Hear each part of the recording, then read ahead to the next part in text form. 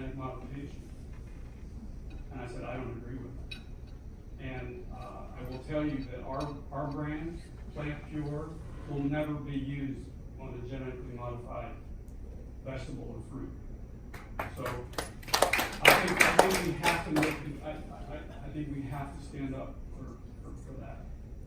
Yeah. And I think, by the way, it undermines the produce industry itself to some degree, because it undermines the greatest argument that they have, which is the health argument. There's something about the GMO industry and philosophy itself that I really object to. Actually, when genes are changed, maybe 1, 2, or so, whatever it is, to achieve a certain endpoint, when they're changed, we cannot tell what impact that may have in the future. So we have this term called unintended consequences. That's the name of the game. And so we do these experiments of that sort, maybe to make a strawberry a little bigger or whatever the case may be. And it may in the short run, okay, no big deal. But in the long run, these unintended consequences are real. The body is too smart. We can't play around with just tickling away, changing this, that, or something else, even though it may sound natural. And so think of this. One reason I'm really opposed to the GMO industry myself is that suppose, for example, some food were produced and it tastes better and everybody bought it and budgeted thousands, millions maybe.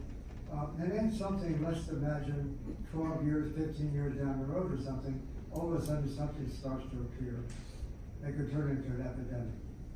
We didn't anticipate it. At that point in time, we cannot tell where that illness came from. Stop and think about it. In research, for example, what do? We go out and ask all people who have that illness or whatever it may be, did you eat any GMO food? What kind? It's impossible. We cannot trace the source of the illness if in fact it's a GMO product. So in reality, what we're really doing as a society is we're embracing this idea that we can introduce GMOs helter-skelter into our food supply and never know where it really is going to go. It's a really kind of scary thought. And I think that one of the best ways we should conquer this dilemma, this paradox in a sense, is simple label foods. We should have a national sort of mandate to label all foods as to whether or not they're GMO, because I think the customer will speak loud and clear. You know, what we do with that. That's probably the best way to address it.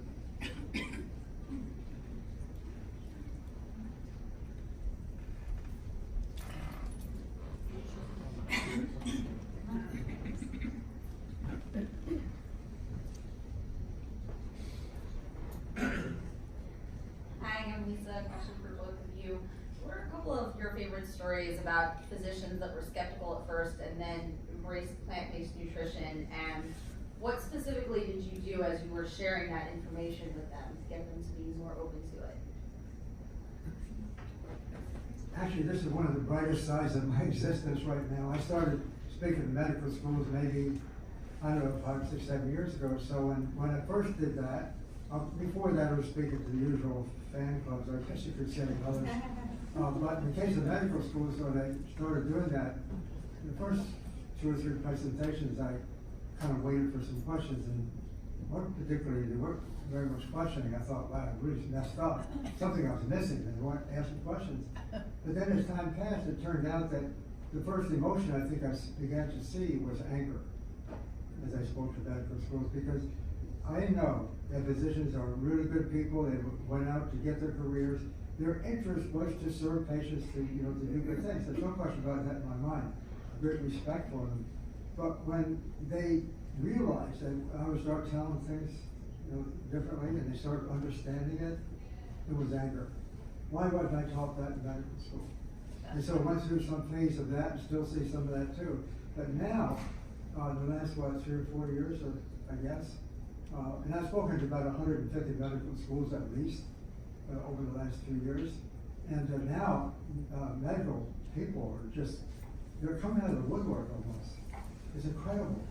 And it's the brightest spot in my existence today, is the fact that in medical schools, doctors are coming forth because it's in their mind. That's what they wanted to do. They wanted to help.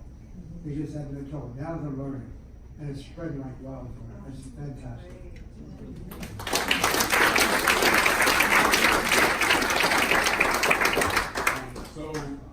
The story that I've had to share is when we did a jump start in Mebane, which is what we showed in our film. We did this whole series of jump starts.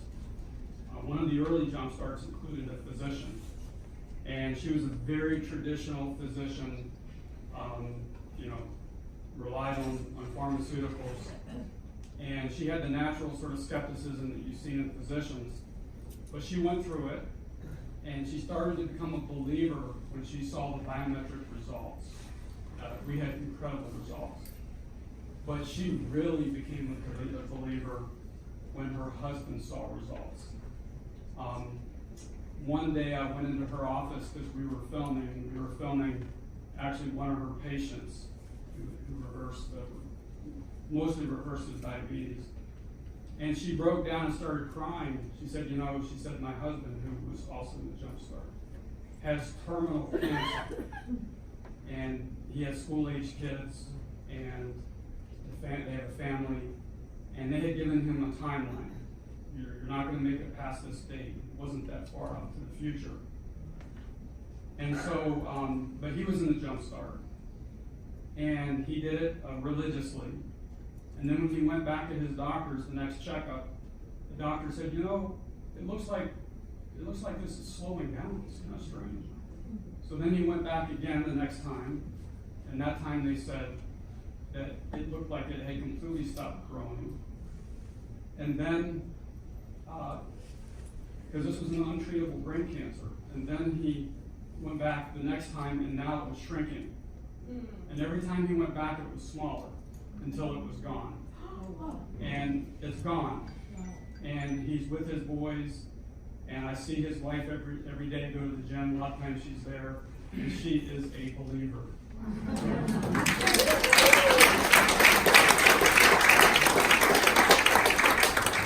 One of the more likely stories I've heard about this particular physician was someone who's an oncological surgeon. She works on brain cancers especially.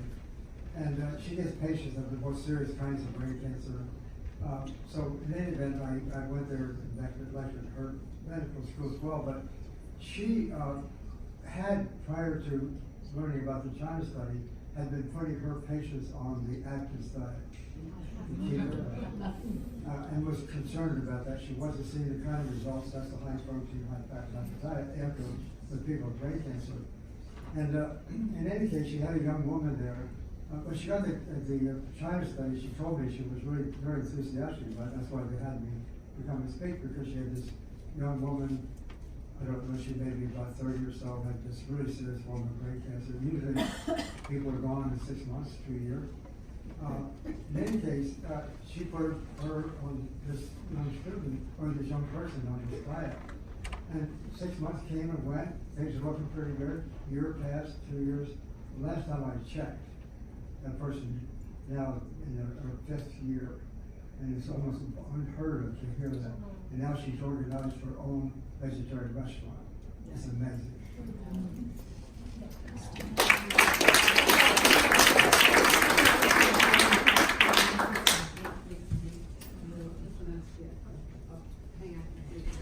So we're going to wrap up with just a couple of minutes and closing remarks, but Dr. Campbell's just going to quickly do a shout out for our host committee, which is just if you could read these names and wait a minute, and then we'll thank everybody for being on our host committee, and then we'll close it down. Yeah, this is quite an honor, right?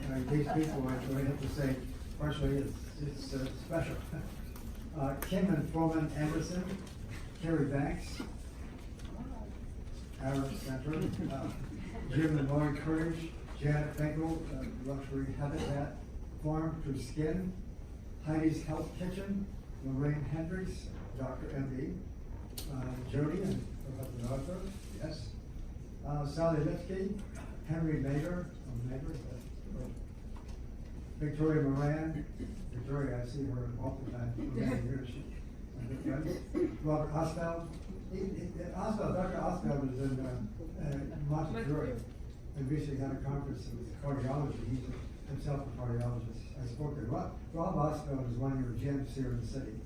in their medicine, let me tell you. PlantPure, Nelson. Leanna Levine, Reisner, and Albertine Reisner, Natasha Spearman Isaac, Stephanie Steele, Todd Weissman, Ted, yeah, oh, sorry. Yeah, Ted Weissman, and Christopher and Darlene Yanakos. So give us a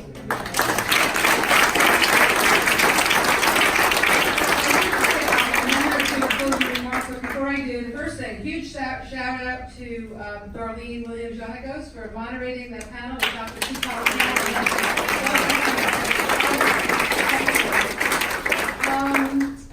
we want to remind people, if you are interested, to return the donor card to us. There's a bunch of stamp all over, that is possible. And then the last thing, most important, join or create a pod. Use our toolkits to start something new in your community. Next time you're out to eat, take that conversation with the waiter and see if you can get that restaurant to actually put something on their menu. And initiate an oasis pilot in your community. And of course, eat more plants. So thanks everybody for coming, and I hope we'll see you next year.